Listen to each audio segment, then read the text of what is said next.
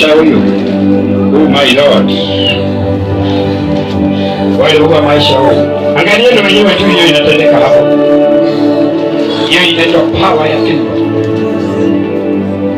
Na itaifanya mwezi huu wote wa pili. Miracle.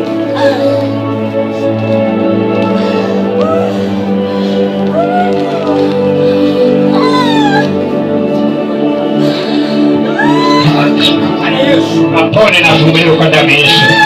In Jesus name I pray. Haya, tulia sasa. Kisha hiyo mtoto wako amepona, maisha yako yamefunguliwa. Njoo hapa. Pokea nguvu ya kusimama kwa jina la Yesu. Bwana Yesu, nimestopisha hiyo roho yote kwa tumbo lake na kwa maisha yake. Hakuna tena kutokwa na damu. Waliopanga kumuua wameshindwa. In Jesus name I pray.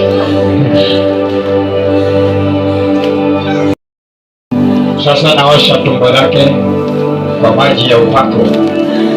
Leteni. Bwana Yesu atakasike kinywa hiki. Maji haya inapoingia kwa tumbo lake, muujiza itendeke. Muujiza itendeke. Apone na funguliwe kwa damu ya Yesu Kristo.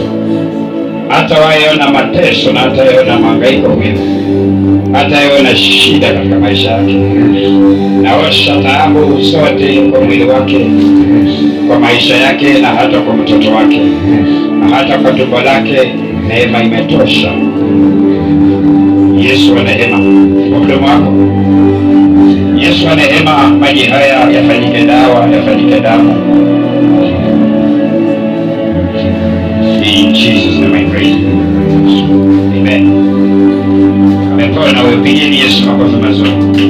Lekeni kwa kiti kule nyuma. Oh.